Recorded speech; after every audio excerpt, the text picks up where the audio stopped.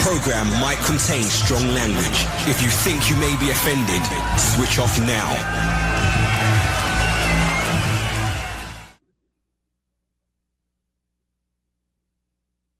Hello, everybody. Welcome back to the Inside Mojo podcast, where each week we highlight a key moment in WatchMojo's 20-year history on YouTube. I'm your host, Rob. With me, as always, is our CEO and co-founder, Ashkan Karbasfrooshan. And today we're talking about one of the highest highs and lowest lows of WatchMojo. Isn't that right? They go together. It's a pair. It's a tandem. Let's talk about the journey to 1 million subs. The long, arduous journey. Yeah, I mean, it took us, 6-7 years? So, I think during the 2010s, it was like the period of like super serve your audience, go really niche or niche. But when YouTube started, I mean, it was a bit of a free-for-all. And, as we've discussed, while there was obviously first like pirated content, then a lot of the vloggers, we, were admittedly in the first few years just treating YouTube like just another platform. It was like we were producing videos on, like I said, automotive tips, fashion, beauty, travel, entertainment, different formats, biographies, profiles, Q&As, and top 10s.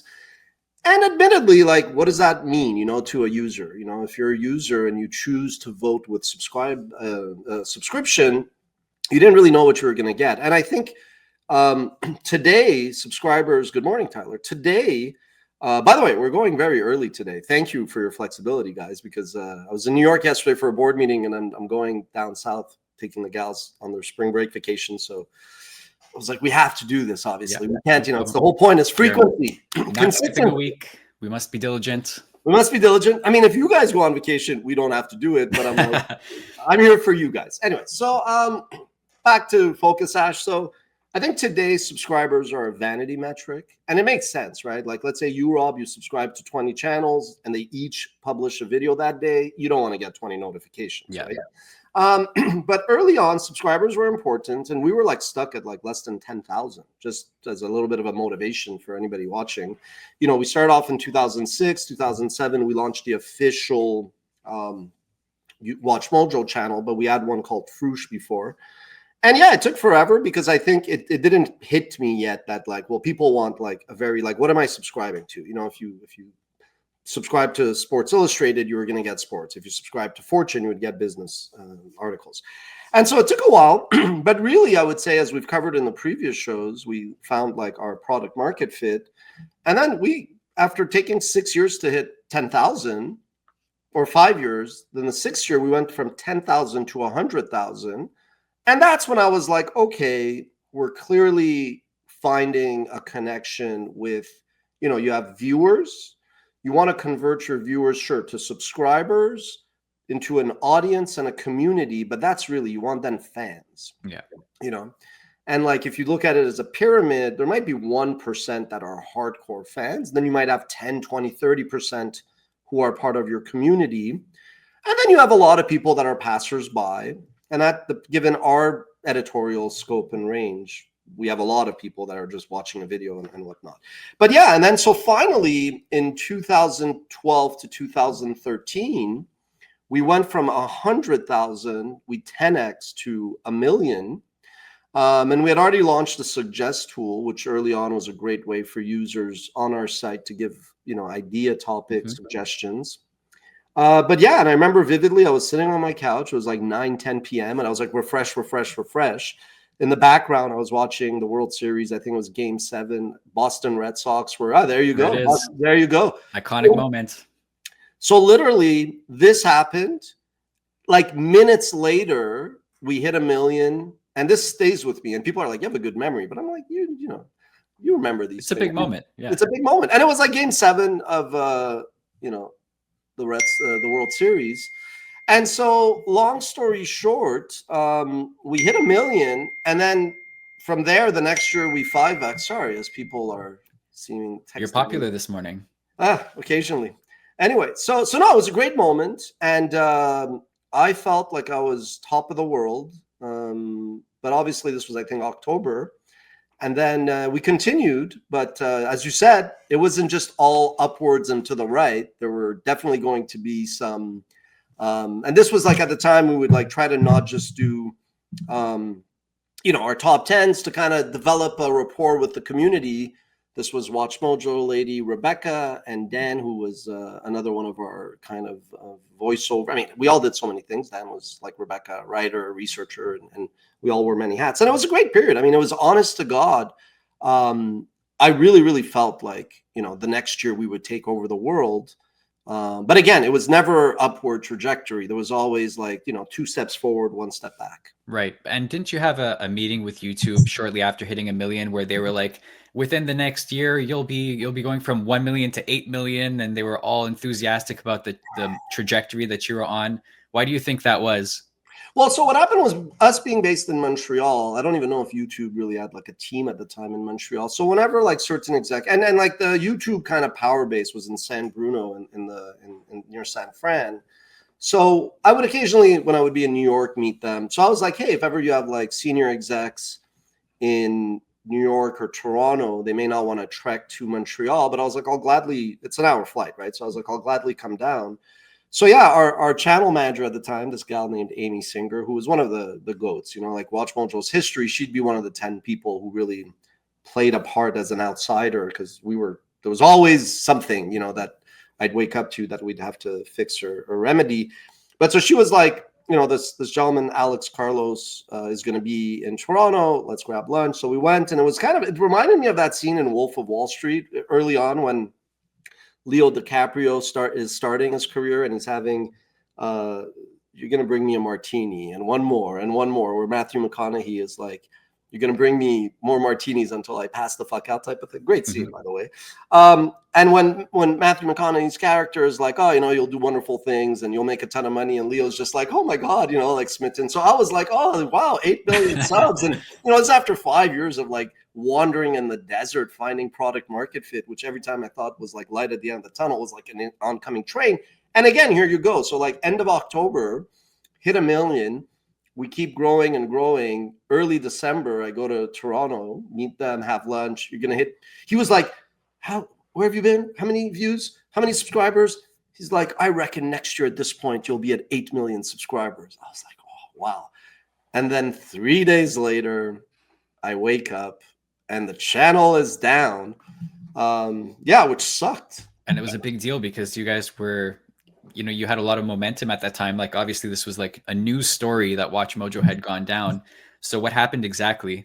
So to be honest with you, this was not even like, okay. So what happened basically was we had really good relationships with rights holders because, as I've mentioned, we would like interview Lady Gaga. We would interview Justin Bieber. We do, Q&As with the directors. And they were sending us electronic press kits. And even somewhere here, I have a beta tape as like a symbol. Like, I did not break into Warner Music's headquarters and steal this. They evidently sent it to us. It was always like a symbol.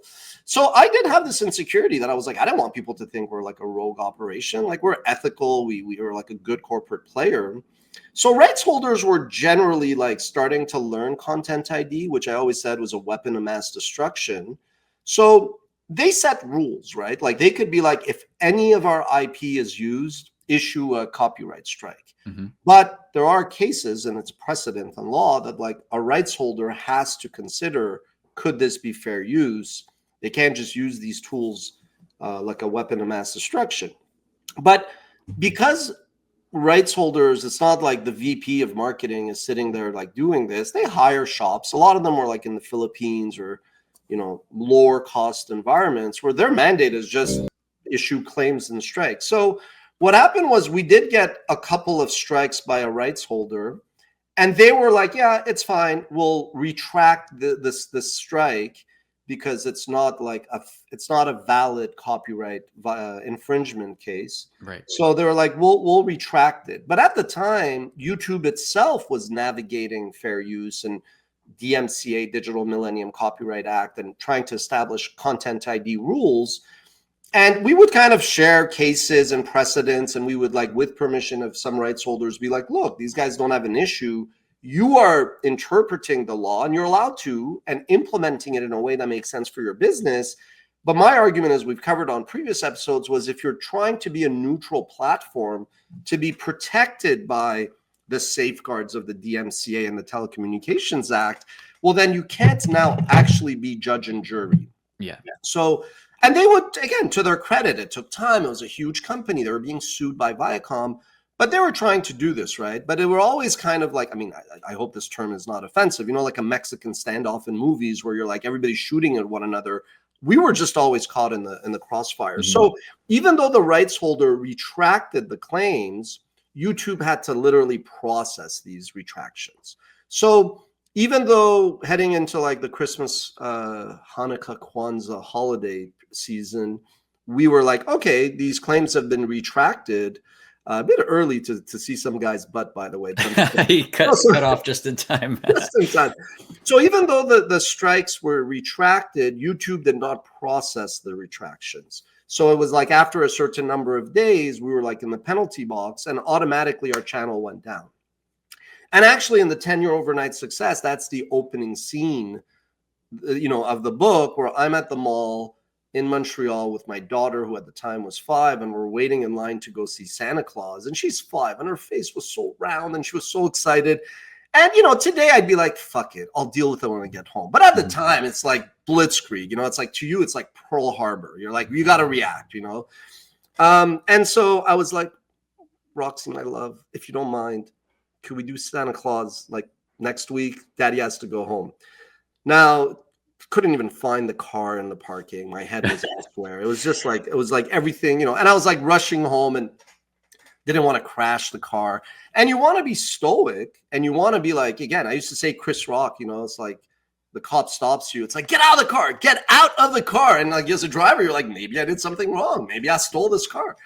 And so I got home and I fired off again, like a diplomatic, but very terse email to YouTube being like, you guys can't keep, on the one hand, asking content creators to embrace the platform and go all in, which at the time, YouTube, I knew was not a pariah, but it was seen as a pariah. But I was like, get your fucking act together. I go, here are all the emails. The rights holders have retracted it. We sent it to you. And I was like, we're not going to go public like other creators and bash you. And the way they apologized. They're like, yeah, this was like a procedural thing. So to their credit, so that was like the weekend, like a Monday, we were waiting for the channel to come back up. And for me, it was embarrassing professionally, because it was like, guilty before, screw the innocent till proven guilty. It was like judge and jury. You got shot in the parking lot, And then I remember one of my colleagues, Kevin, walking in to my office, and he's like, I think the site's back up. I'm like, the channel. I'm like, yeah, I think it is too. I was like, but let's not celebrate. But it was just, it was like a harrowing experience. But when I look back, it's all good, and it's part of the journey. It allowed me actually to become a bit more like proactive with the team, to be like, look, I don't micromanage, but just because we think YouTube is going to do something or process this or that, I'm like, let's just double check. So I was like, look, if in the future, I'm like, are you sure? Did they retract the claim? Could you email them? Could you get a confirmation? I always then could point to the hack, and not the hack. I could point to the hack was another incident, but I could point to the channel going down to be like, hey, I'd rather not micromanage you, but let's not leave anything to chance. So we came back up, but it was like very symbolic of the, not even two. I mean, yeah, it wasn't one step forward, one step back. It was like 2-3 steps forward, but there was always one step back. There was always like a nice shit burger waiting for you. I imagine WatchMojo couldn't have been the only big channel to be affected in such ways. Was this incident kind of like a representation of what was going on across the platform at that time? Yes. I mean, look, the reality was behind the scenes. So it was later on. There's different things, right? There's like platform risk. There's community guidelines. There's, best practices. There's misleading. Later on during COVID, there was all disinformation, and then copyright was one of the other things. So again, being an intellectually honest, self-aware individual, I was like, we use third-party IP, some of it licensed, some of it under marketing, like explicit permission, whatever, but a lot of it through fair use. So I wasn't like, oh my God, the injustice, poor. I was like, look, I understand. We were always like the diplomatic Canadians, between being born in Iran, growing up in Canada, I was very diplomatic with them, even though I probably gave some other employees like PTSD because, I was like, I had a business to run. I had to take care of my employees. If the channel's down, we're fucked. It's not very complicated. But yes, I think ultimately we were always a bit more understanding and empathetic, and I never wanted to like drive the Google YouTube employees crazy. But it was like everybody who was on YouTube had to navigate one thing or another. Sometimes it was just like community violation, which didn't make sense. But yeah, I mean, for us, I think the fundamental balance was behind the scenes. I was always helping other channels. Like even to this day, people email me out of nowhere and they're like, hey, I saw a video you did on ContentID or community violations. Could you help me? I know it's a long shot. And they're surprised when I go, okay, I think this is what you should do, or this is a response you should go with. Or I go like, could you just give me some details? And I think people are like, okay, like surprised, but I'd like to help there. It's the least I could do. But yeah, it was maybe, I won't lie, maybe I should have actually been a bit more forceful. Like I'll never forget when YouTube started to do like shindigs and invite channel partners. At the time, the CEO of Maker Studios, that was a multi-channel network, eventually acquired by Disney for like $700 million. So their CEO was, I apologize, I don't know if it's Enon or Einon Kreitz, but now he's the CEO of Mattel. And he just got up and he was like, you fuckers should get your act together. You know, and I was like, imagine somebody invites you to their house or their headquarters and you're like, the soup sucks ass. You know, I was like, you know, again, my upbringing, you know, again, I'm Canadian, I'm American trained as a business person. But to me, it was like, oh my God. But, you know, he was right. He was right to call them out. Whereas I was like, excuse me, could you get the stick out of my ass and this like lumbar out of my ear? Yeah, it's like, you know, we should have been like, why the fuck is our channel down? We didn't do anything wrong. But again, at that moment, you want to be diplomatic, you want to be gracious, but over time, you become more assertive. So yeah, everybody was dealing with one thing or another. And everybody felt like the world is against us. Whereas I was at the time like, look, guys, we use third-party IP. We have to navigate. And this is part of the racket. The analogy I used to use was I go, imagine you run a bar and you love it. You love the vibe, the music, the good-looking people, the drinks. But yeah, once every couple days or nights, some guy gets drunk or you either get sick in the toilet or there's a fight that breaks out. You don't like to see that, but it's part of running a bar, unfortunately. You know, it's part of it. So for us, it was kind of part of the racket. But yeah, definitely, like it was like the year 2 or 3 of what was like a very, very stressful 10-year period. Did their execs realize like the urgency of this, like right away? Like, how did they respond to the calling out, so to speak, that they got from some of the channels affected? Yeah, so you know, obviously there were so many executives. I've said this already. I always see the best in people. I always project people to be a lot more virtuous than they are, if I could be candid now. So I don't want to paint them all with one brush. You'd be surprised. They were actually always very nice and professional and diplomatic. I think YouTube, and this is kind of more of a commentary on like YouTube versus Google and all that. So Google was really like, yeah, the brainchild of Sergey Brin and Larry Page, a couple of Stanford grads. They built the search engine that was superior. And then they brought in like some really smart people like Omid Kordestani, a Paisano, many others. But they had like this kind of like golden goose, golden egg, whatever, like this kind of like just the best system ever that they kind of fell ass backwards in. And I mean, no disrespect. We've covered why Google became successful. They weren't the first. They got a lucky deal with Yahoo and just a lot happened for them to win.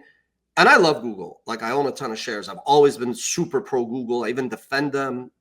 But Google developed this sense of like the superiority complex where they would hire really smart people from a select number of schools only. And they all felt like, again, I could say this now, and maybe 15 years ago, I wouldn't say it because it sounds a bit mean, but they really felt like they fucking built Google.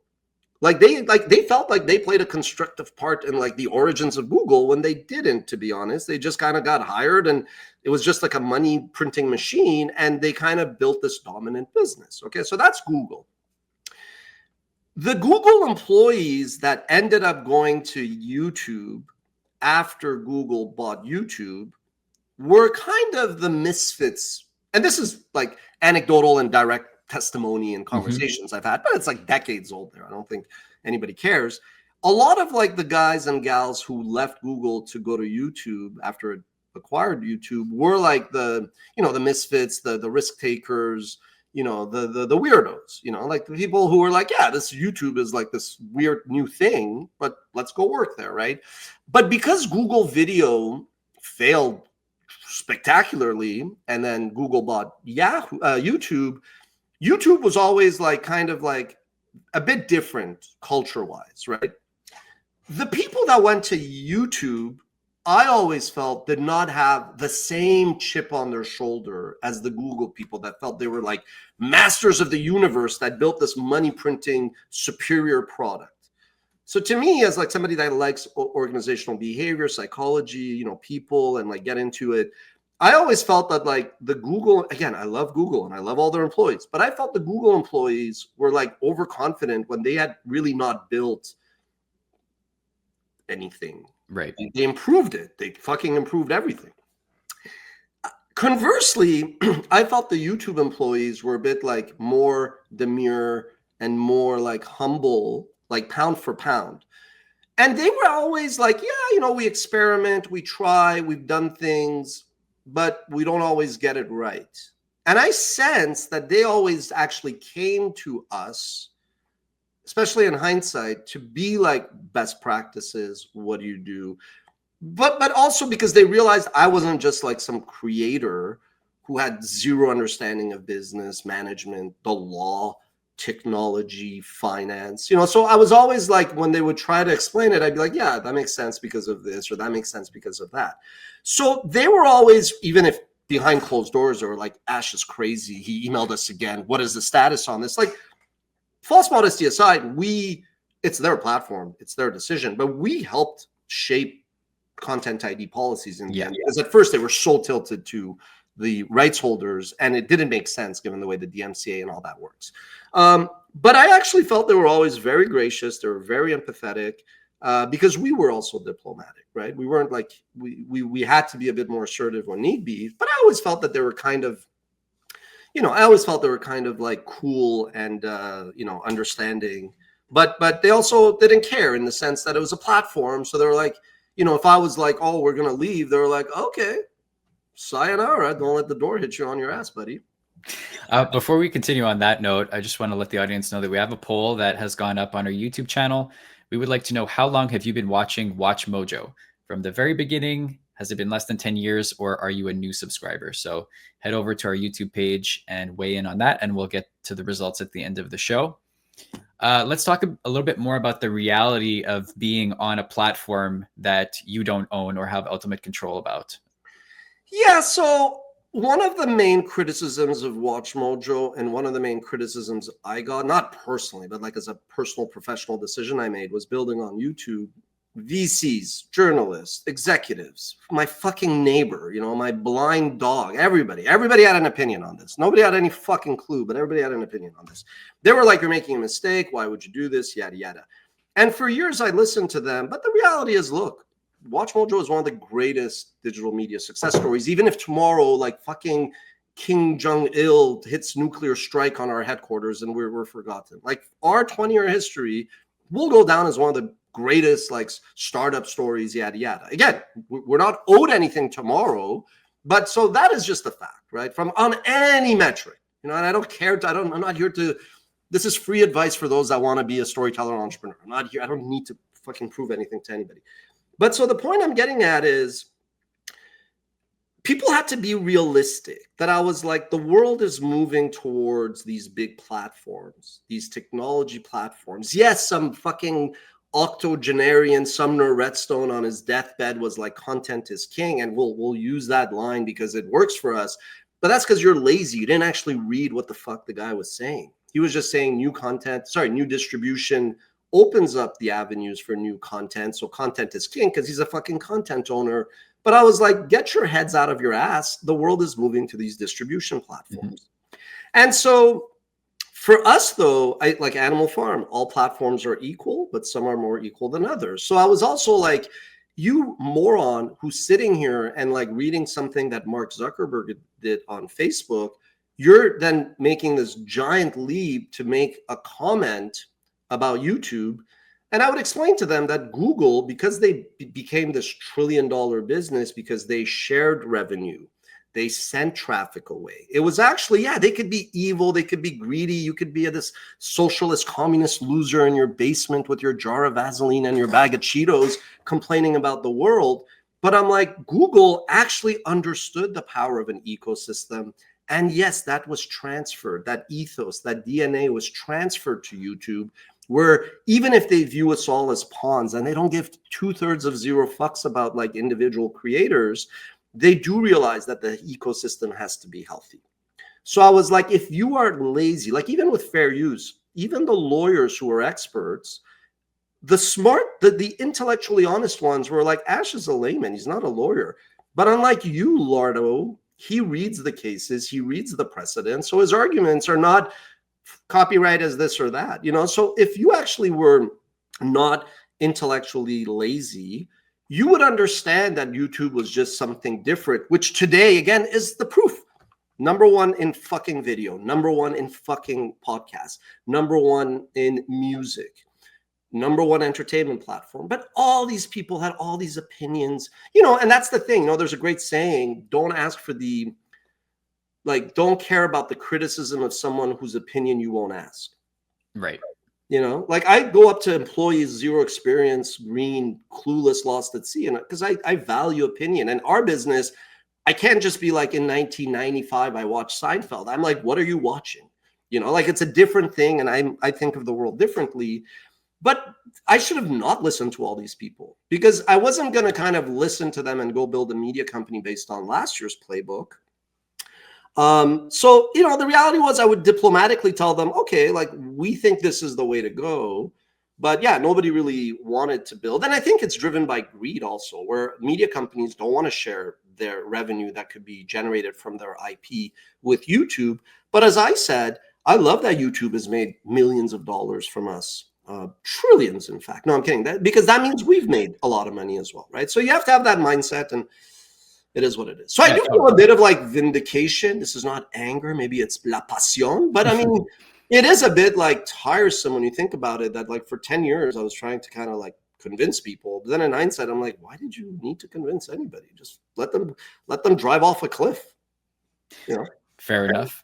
Did you see any other platforms that had similar issues with Content ID, or maybe even continue to have issues with it? Yeah, I mean, Facebook was like a Facebook was just a shit show disaster, like from the beginning. Because Facebook's problem was that Mark Zuckerberg really did not give a fuck about content, storytelling, media, like zero. You know, and that's fine. He's a Silicon Valley guy, tech guy. He wants to, you know, not like Elon go to Mars, but the equivalent of, you know, go to Mars. So he always, I think, viewed video as like a means to an end, a necessary evil.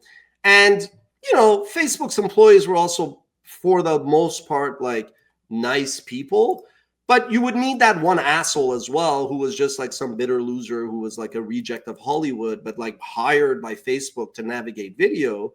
But you sensed his bitterness and his like his own insecurities. And like, I just could tell that like Facebook has a lot more internal issues, and they don't have their purpose. They don't have their raison d'etre. They don't know what the why is. Why are we in fucking video, right?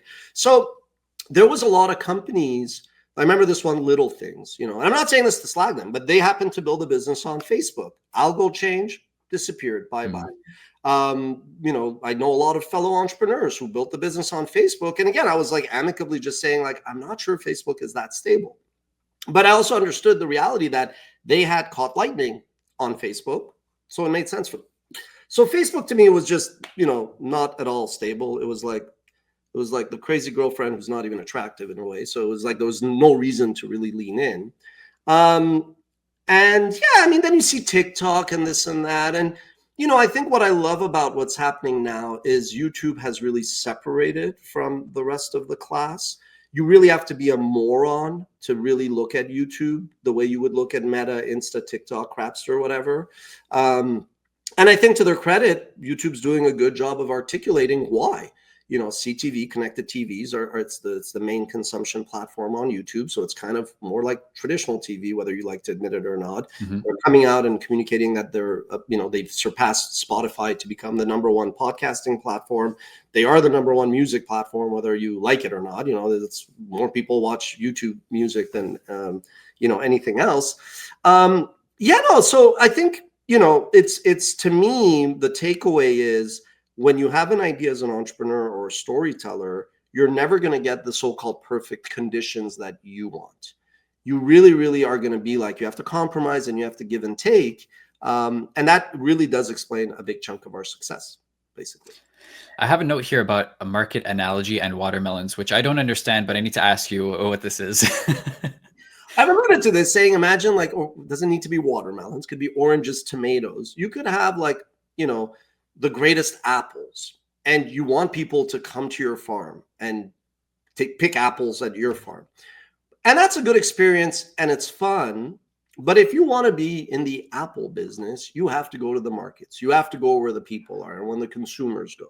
You can't just assume that you're better tasting apple, I guess, unless you're Eve, but like you can't just assume that your sweeter apple is going to draw in the interest of others. That's the point, right? So a lot of people throughout the 2010s were still in this mindset that I have the sweetest apples. People are going to come to my farm and eat the apples here. And I was like, it's just a fucking apple. Whether I eat your apple or that apple, it's convenience. And for me, I'm going to walk 2 blocks to a market where I could get my apples, where I could get my oranges and tomatoes. And that's what YouTube was becoming. It was just, even today before the show, we were just talking about what we consume and what we watch. YouTube, I also used to tell a lot of creators who are like, yeah, YouTube is this, you guys use clips, you guys are top tens. I was like, shut up. That's what you do. I was like, there's more people that watch our fucking content than yours. I didn't say this to them then, but I was like, okay, thank you for your feedback, Lardo. But the point I'm getting at is, yes, I mean, YouTube has become 2 billion things to 2 billion different people. So it's not what I think is YouTube or what you think or what that is. You have to understand that we live in a world of niche. It's no longer 1960 where you could run an ad for Pepsi on ABC, NBC, or CBS and reach 80% of America. Yeah. It doesn't work like that. It's fragmented. You actually have to work. I love marketers. I'm a marketer at heart in a way. I'm a storyteller. I like all these functions. But marketers are lazy sometimes, and to succeed and to cut through the clutter, you got to roll up your sleeves and work. Right. But doesn't that yield better results also because things are so much more niche and targeted now? Yeah, of course, because if you're like, okay, yes, but like I sometimes get pitches from entrepreneurs who are like, oh, we launched this like new media company targeting dads. And I'm a dad of 2 gals, so I'm interested, let's say, in that, or just this week, I got this gentleman was like, I think affluent Blacks are underserved in the market. And I said, you're right. I go, anecdotally, I'm not Black, but I do think you're right about that. But my question after a few exchanges was, do you need a dedicated media brand? Yes, as a viewer, as a user, if you're an affluent Black, you might care about different topics, and that I don't doubt. But if you're a marketer and ultimately marketing underwrites this, do you need a dedicated like media brand for affluent Blacks, or could you reach affluent Black people through programmatic different places? They're around. They're on our channel. They're on Yahoo, right? So yes, it is better because the world is more fragmented and niche, but it's also harder, worse in a way because it's hard to support those media publications as well, because ultimately not that many people are going to pay for it as a subscription. And I don't know if the dollars are there the way that they used to be in magazines where you could go and buy some ads, print ads. It was just programmatic has changed the rules, right? So that's also a good point you made, which is you could have in 2025 a really smart editorial strategy, but that may not anymore translate to a good commercial strategy. And so you do really need to start with the macro. It's a balance. You have to balance your strengths, what you care about with what is happening in the world. Interesting. So we have our poll results in. We asked, how long have you been watching WatchMojo? And about 33% of people said for around 10 years. 33% said a couple of years. 25% said from the beginning. So the OGs, and 8% said that they are new subscribers. So we have a lot of longtime viewers. That's great. I mean, it's bittersweet. I don't want to lie. I'm a human. So I have, like yesterday, I checked out of the hotel and the lady was like, can I email you the invoice or receipt, the whatever? I was like, yeah, sure. She's like, what's your email? I gave her my email at watchmojo.com. And she was like, thank you. And then she's like, by the way, I love the website. She used website. I'm assuming she meant channel, but maybe she's one of the few on our website. But she was like, I love the website. And I get that a lot now. And it's not like doesn't go to my head. I go, this is the generation that grew up on YouTube, so they know us. But okay, false modesty aside, we obviously have like 50 million subscribers. It's great. But I also have this part in me that wants to go like ballistic and break chairs when people say, and it's a good thing, but it's when they're like, oh, I remember years ago I used to watch WatchMojo. Oh, or yeah. it's like, oh, memories of my childhood. You know, and I get it. If somebody started watching us 15 years ago, okay, now they got kids, they got a mortgage, it's a bit different. So that's one of my personal kind of just, I'm like, okay, let's draft that. And you know, you want as a deal maker your best deal to be tomorrow, yesterday. You as a lead, you want to goal your biggest tomorrow. So even with WatchMojo, I'm like, next 20 years, WatchMojo's days are ahead of me. And also, that's why I hired and I work with people in a certain way, because you need a team and people who do that. If you have people, this is any business, a team. If you have people that aren't committed, like there's a couple of years that got traded, he went from playing with like the rent and he was playing with me and getting like points. He's now in Canada. Like but it's not that he's doesn't have that same passion and that same fear. And you got to cut that trade pucks. It's because you're going to be contributing to the team, you know. So I do think that it is. We've been around 20 years, but how do we draft on moving forward? Not just rest on our laurels and have a big head of something that happened 10 years. Right. That's a great mindset. And note, let's say WatchMojo exists and you were starting from scratch today. What would your approach be? OnlyFans. Kidding. I'm kidding. There's a market thing. There is, but like not general. So look, it's like you got to be careful. Because, yeah, we talk about Hollywood being gatekeeper. Yeah, there's great people in Hollywood, and there's toxic people. And I think there's people working, and there's some like. So there's some very ultimately we traded gatekeepers for these tech overlord platforms.